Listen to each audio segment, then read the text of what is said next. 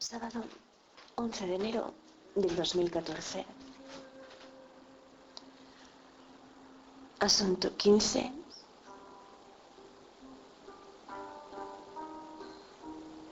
En el ciclo alternativo, 25 en el ciclo biológico.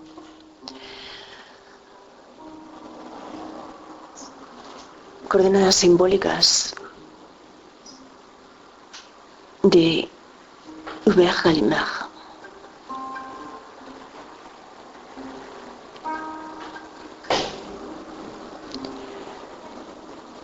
No fue en la Asturiana, fue en la Alpargata, 4 horas 44 minutos, no fue en la Asturiana. Fue en la Alpargata donde Navarra y yo nos encontramos. Y lo que ocurre es que ese día, de primero en el menú, ponían fabada asturiana. Y eso quizá fue lo que me atrajo, así que de todos modos podría servir. Livorne, escrito así. Escrito con Y. Y por Navarra ningún sentimiento. Y creo que los tuve. Creo que no fue solo la magia, el hechizo de los sentidos, lo que me procuró aquel dolor agudo, aunque breve, que me atravesó el corazón camino del Finisterre. Pero él supone la última vez que yo hice el amor con un hombre. Aquella mañana misma en Santiago, en Compostela. Y eso digo ayer, al final de la lectura, que eso él no lo suponga, que conmigo va a poder establecer algún tipo de relación sentimental. Porque yo eso, tratándose de él, creo que ya no voy a poder experimentarlo. Ningún tipo de deseo. Y sin embargo, resulta arduo resistirse a la voz de la fascinación. Ahora bien,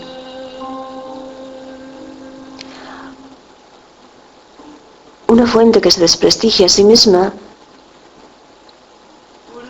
es el rabino Dan Ben Abraham, al escucharlo hablar de las maldiciones, porque dice que las maldiciones son como las migraciones de las aves, que son peligrosas porque con su movimiento pueden transferir bacterias de un lugar a otro, y en eso se parecen a las aves, a que perviven y se activan en el aire de Dios mismo, como la que llamará Ahor, para a continuación hacernos pensar que también podríamos heredarlas, que para eso nos fijemos en cómo los médicos nos preguntan si alguien en nuestra familia se ha suicidado o se ha muerto de cáncer, porque incluso los genes importan, pero los genes no le servían a ninguna explicación de la enfermedad, solo para justificar el poder de la maldición, que consiste en que alguien, por maldecir a alguien o a algo, como a todo un pueblo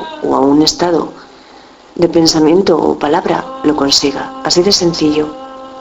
Y toda la vida fracasa en ese pueblo, ser o estado, para a continuación asegurarnos que por tan solo unos $, esas grabaciones que nos ofrecen contienen los salmos mágicos, los ensalmos mágicos, que romperán el hechizo de todas nuestras maldiciones. Porque eso también se encuentra en las Sagradas Escrituras, la forma de ser maldecidos y la forma de sanar. Y esto no es un cristiano, esto es un rabino del judaísmo. Pero efectos de contrastación de la fuente de César Vidal y su acompañante en el debate, podemos suponer que si Jesús nació en Galilea, al norte de Judea, no pasó hambre, como sucedió con la hambruna holandesa, porque había un dicho popular que corría por las calles en esa época: si quieres hacerte rico, vete a Galilea, y si quieres hacerte sabio, ven a Jerusalén. Y Séforis surgía en esa época, y pudiera ser posible que la familia de Jesús se trasladara como mano de obra en esa dirección, al ser su padre un carpintero.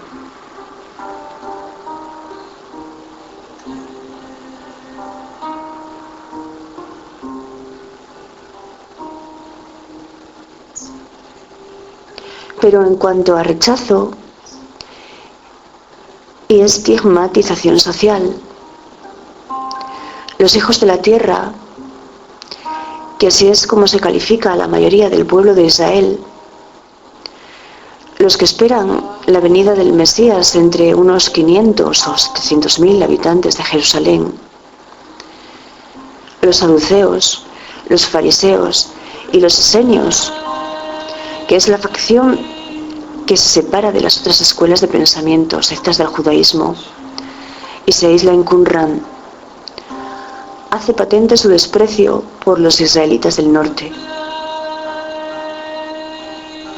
Y hay expresiones muy duras que esto lo recogen, como que ayuntarse con uno de ellos está equiparado al ayuntamiento con un animal. Y una cosa que me ha llamado la atención es que los galileos tengan dificultad en pronunciar ciertos sonidos guturales del arameo.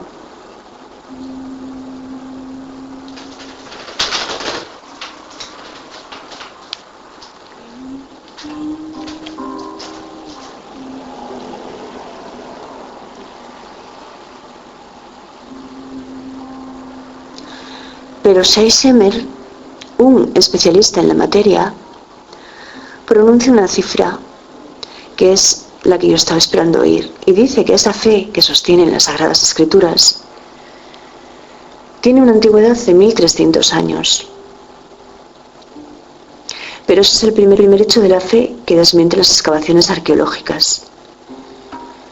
Porque una vez finalizado el capítulo 11 del Génesis, que incumbe a la creación del mundo, los humanos, y el origen de la violencia, el capítulo 12 expone la historia de Abraham, que es el origen del pueblo hebreo.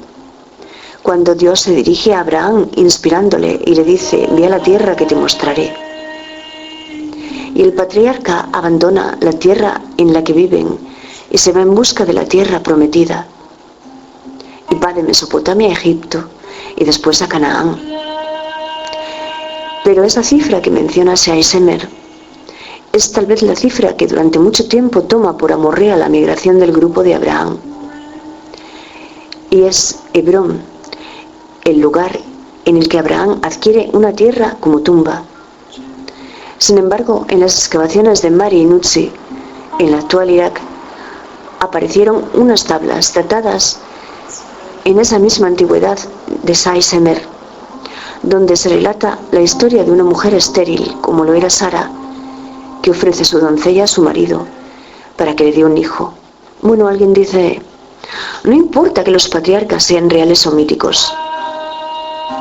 El hecho es que se cree en ello, en este relato. Lo mismo que Uber Halimach cree en su fuero más interno, y como en los tiempos de Sumeria y Babilonia, que su fecha de nacimiento esconde el secreto de lo que él más inevitablemente es, y no así el momento y las gametas de su concepción.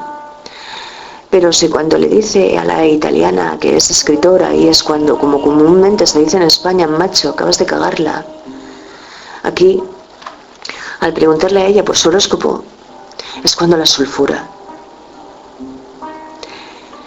Y he estado pensando que un buen lugar para que esta primera reunión entre ellos se celebre es el Monte del Perdón, por ese monumento que es un cortejo medieval en chapa.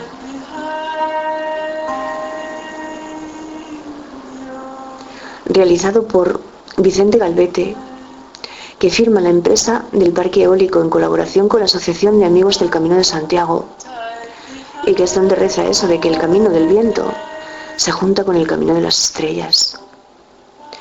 Y a pocos kilómetros de Oñate, para que ni siquiera les haya dado tiempo a intimar antes de entrar en contacto con la canadiense.